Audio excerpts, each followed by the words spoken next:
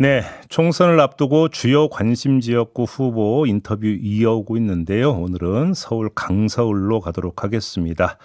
먼저 더불어민주당의 진성준 후보부터 연결하도록 하겠습니다. 나와 계시죠? 네, 안녕하십니까. 네. 진성준입니다. 네, 어떻게 좀 출근 인사 중이신가요? 어디서 전화 받고 계세요? 예, 저는 지금 출근길 인사를 위해서 양천 향교역 사거리에 나와 있습니다. 네, 어떠십니까? 저 시민들 반응은 어떻습니까? 민심은 어떻게 체감하고 계십니까? 예, 제가 보는 우리 이 시민들은 투표 날만을 손꼽아 기다리고 있는 것 같습니다. 어떤 점에서요?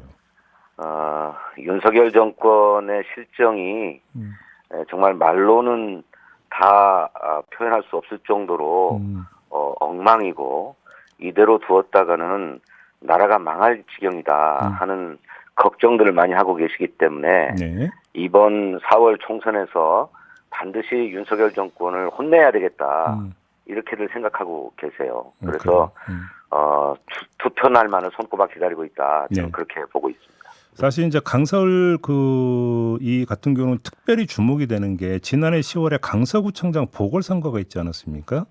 네. 그러면 이때의 표심과 이제 지금의 표심은 과연 달라졌을까? 이게 좀 궁금한데요. 어떻게 파악하고 계십니까?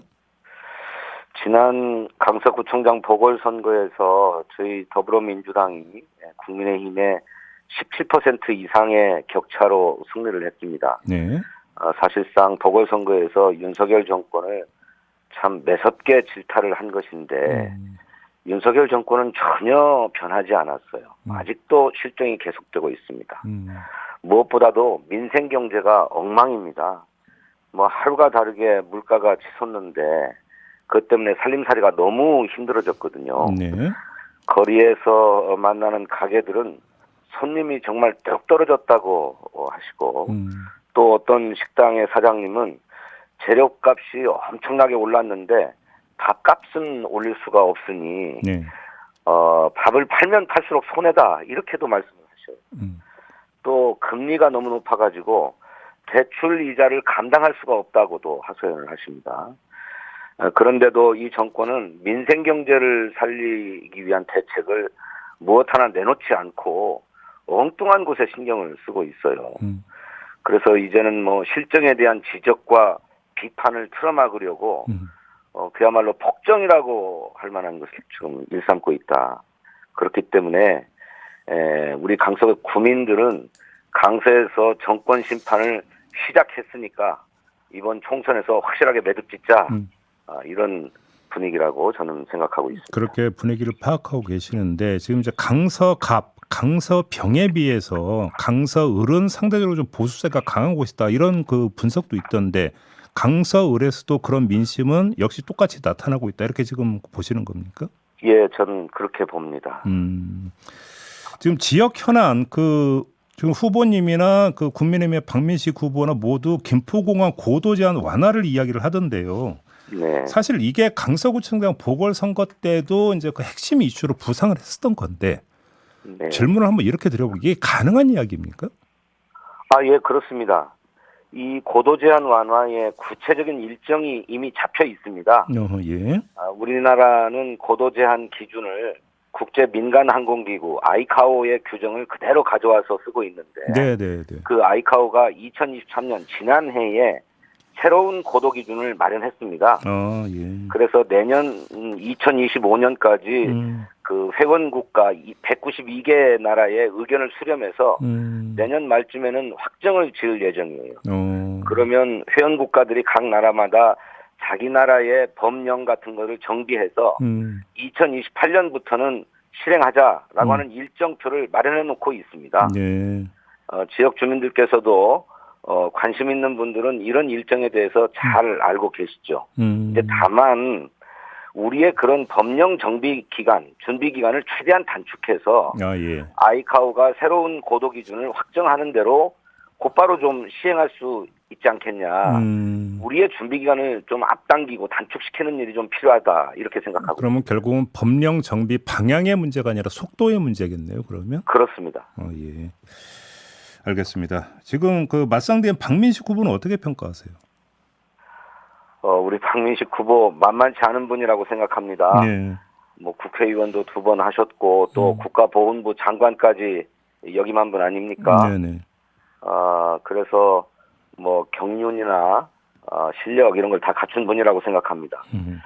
또 그 연고가 없는 우리 강서구에 뒤늦게 이제 뛰어들다 보니까 선거운동도 굉장히 열심히 하세요. 만나는 빈도가 굉장히 많고 또 심지어 박민식 후보의 부인도 제가 한 2번 길거리에서 마주친 적이 있습니다. 그럴 정도로 선거운동도 열심히 하고 있어서 네. 만만치 않다. 끝까지 저도 최선을 다하고 긴장의 끈을 놓지 않아야 된다 이렇게 생각하고 있습니다. 네, 알겠습니다.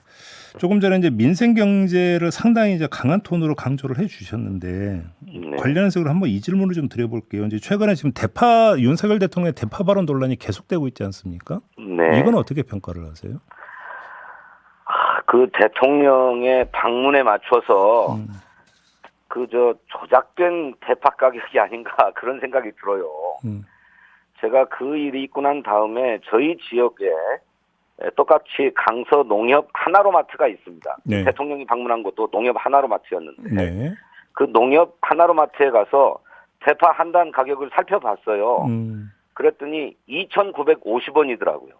네. 그것도 얼마 전까지 3,950원이었던 것을 1,000원 할인해서 2,950원이라고 해요. 근데 정부가 뭐 여러 가지 복잡한 설명을 하는데 그 설명과도 맞지 않는 가격 아닙니까? 이제 국민들 입장, 소비자인 국민들 입장에서는 당연히 윤석열 대통령이 물가의 실정을 제대로 모르고 있는 게 아니냐라고 하는 비판과 지적을 하죠. 예. 하실 수밖에 없고 예. 또 그렇기 때문에 각종 조롱, 야유 뭐 이런 것도 지금 SNS 상에는 떠도는 것 같은데 대파 한 단 가격이 875원이라면 우리 농민들이 생산하는 생산 가격에도 미치지 못하는 가격이에요.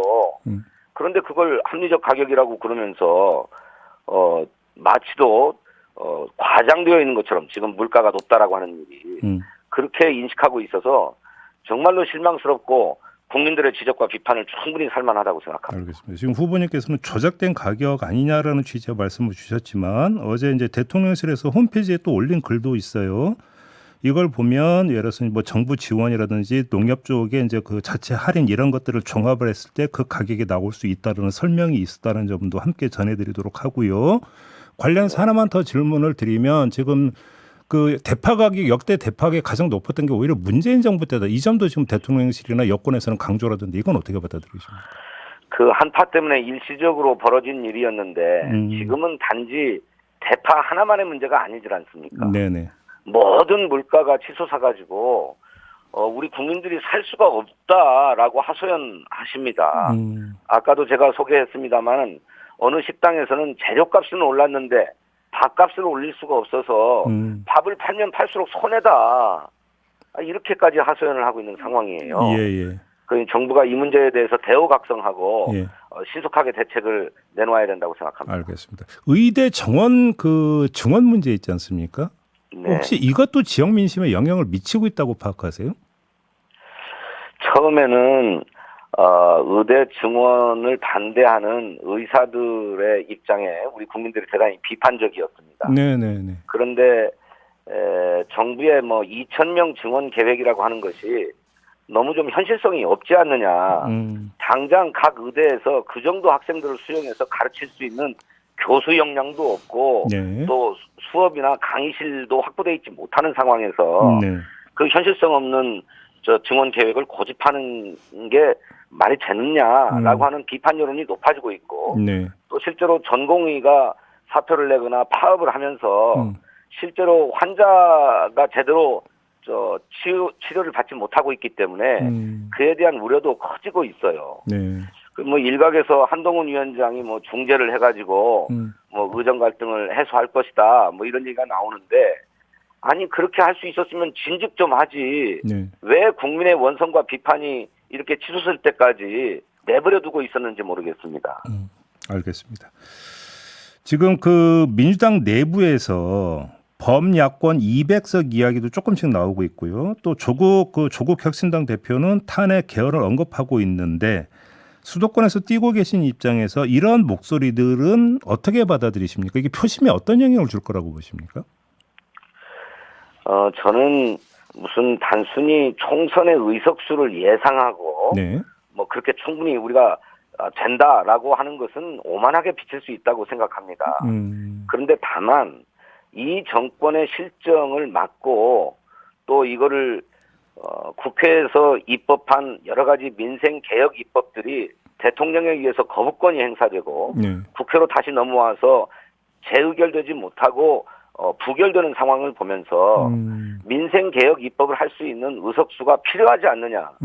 그리고 야권의 입장에서는 그런 의석수도 달라고 호소하는 것이 당연하지 않느냐. 저는 그렇게 생각합니다. 그래요. 어떤 정당이든 다수 의석 또 압도적인 의석을 달라고 호소하고 네. 그렇게 선거운동하는 것이 당연하지. 예. 뭐 우리는 조금만 주세요. 네. 이렇게 호소한다는 게 말이 되겠습니까? 알겠습니다. 저는 목표를 그렇게 설정하고 네. 국민들께 호소하는 것은 당연한 일이다 이렇게 생각합니다. 총선 후에 민주당과 조국혁신당의 관계는 어떻게 설정돼야 된다고 생각하세요? 연대하고 공조하는 관계가 돼야 되지 않을까요? 좀 더 구체적으로 말씀해 주신다면. 글쎄요. 저는 뭐 조국 대표도 합당 가능성을 부인한 것으로 아는데 예, 맞습니다. 저는 우당의 입장으로 있으면서 예. 서로 끌고 밀고 하는 관계로 예. 공조, 연대를 튼튼히 하면 그것이 전국을 운영하거나 국회를 운영하는 데 더 도움이 되지 않을까 그렇게 생각합니다. 알겠습니다. 자, 오늘 말씀 여기까지 듣도록 하겠습니다. 고맙습니다, 후보님. 네, 감사합니다. 네, 지금까지 진성준 더불어민주당 서울 강서을 후보였습니다.